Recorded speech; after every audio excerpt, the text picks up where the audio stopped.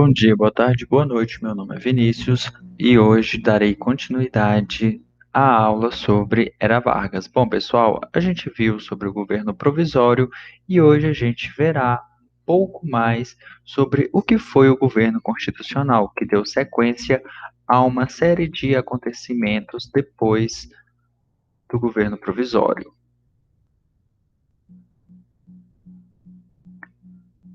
Bom, pessoal, vamos então entender o que foi o governo provisório.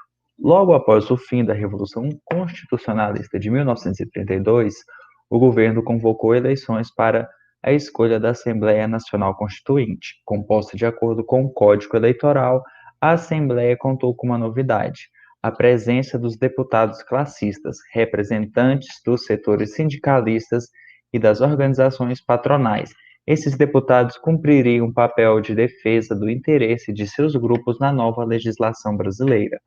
Após 8 meses de trabalho, a Constituição de 1934 ficou pronta.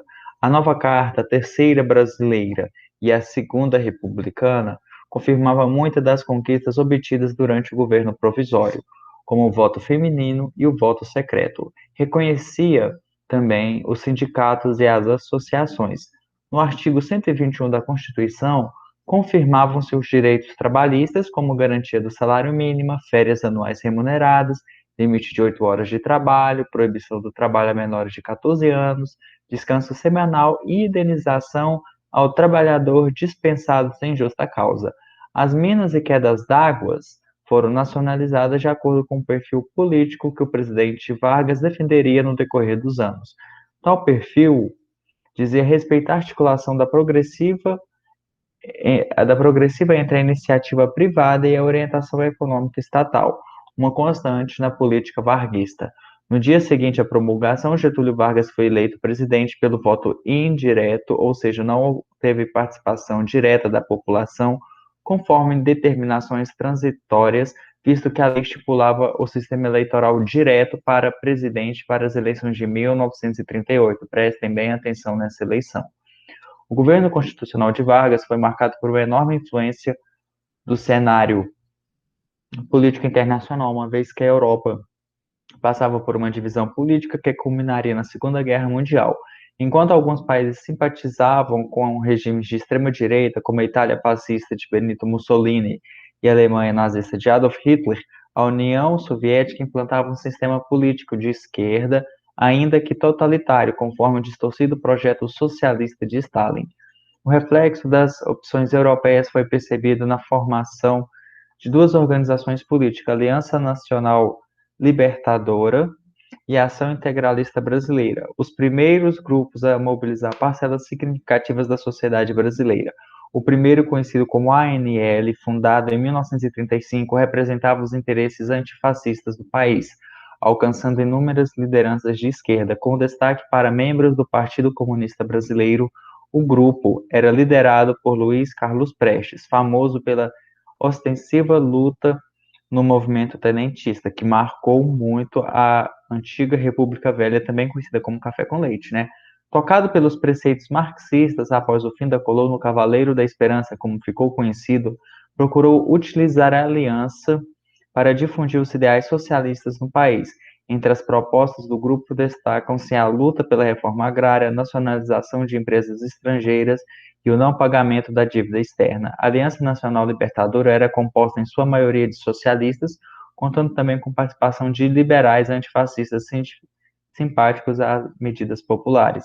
Contrário aos princípios da ANL, a Ação Integralista Brasileira possuía traços ou inspirações fascistas, chefiada por Plínio Salgado, que já havia sido fundador de uma associação de estudos políticos na qual congregava intelectuais simpáticos ao fascismo.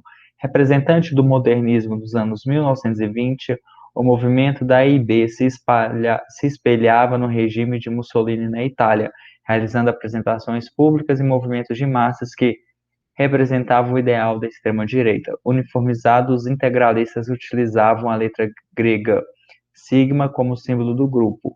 Essa letra corresponde ao S e pode ser entendido como soma. Segundo o grupo, é usada para indicar a soma dos finitamente pequenos e também era a letra pela qual os primeiros cristãos na Grécia indicavam o nome de Cristo. Os integralistas utilizavam o comprimento Anauê, palavra do vocábulo tupi que servia de saudação e grito dos indígenas, apresentando um conteúdo afetivo que significa "você é meu irmão". Por meio de tais símbolos, os membros da Aliança Integralista Brasileira ecoavam o cenário do ideário fascista de priorizar a coletividade em detrimento da afirmação da individualidade como estratégia fundamental de controle. Defendiam o Estado fortemente centralizado e o combate ao comunismo, o fim dos partidos políticos e o nacionalismo exacerbado, e tinham como lema Deus, Pátria e Família. Apesar de não se comprometer diretamente com nenhum dos dois grupos, o governo Vargas revelava-se mais simpático às determinações de direita no país, representadas pela Aliança Integralista Brasileira, sendo menos tolerante ao grupo da ANL.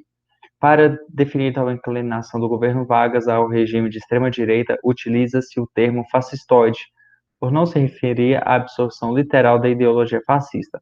Como consequência, a ANL foi fechada em 1935, a pedido de Filinto Miller, chefe de polícia e atuante no regime que acreditava na ameaça institucional dos aliancistas seguidores de Prestes. O fechamento da ANL teve como resultado uma articulação de setores militares ligados ao movimento que promoveram uma mal-sucedida reação, ainda que em 1935, chamado pejorativamente pelo governo de Vargas como intentona comunista. O levante ocorreu na cidade de Rio de Janeiro, Recife e Natal, sendo prontamente massacrado pelas tropas do governo que se aproveitaram do episódio para prender jornalistas, sindicalistas, operários, artistas, políticos e todo tipo de adversário do regime que ameaçasse as pretensões centralizadoras do governo Vargas, destacando Luiz Carlos Prestes, preso em 1936.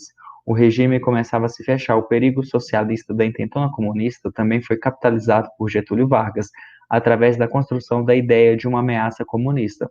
Foi nesse cenário que se deu o início à campanha eleitoral para o cargo de presidente. São Paulo, através do Partido Constitucionalista, lançou o nome de Armando Salles de Oliveira, que disputaria as eleições contra o escritor José Américo de Almeida, apoiado pelo presidente.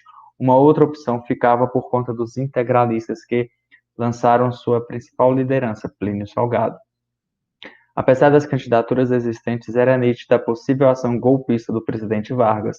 Cada vez mais centralizador, faltavam apenas um catalisador para o golpe, que acabou sendo produzido pelos integralistas, baseando-se numa criação do capitão Olímpio Mourão Filho.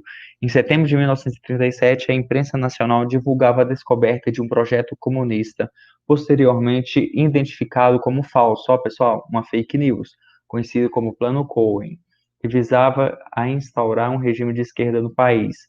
Em 10 de novembro de 1937, o presidente cancelou as eleições utilizando como pretexto a ameaça que recaía sobre o país. Instaurou um regime ditatorial que duraria até 1945, o chamado Estado Novo.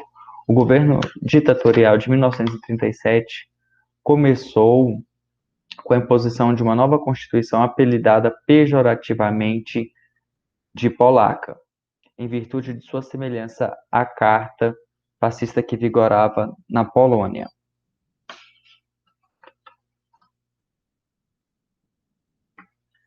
Bom, pessoal, nessa aula é só. Voltaremos semana que vem para falar um pouco mais sobre o que foi o Estado Novo.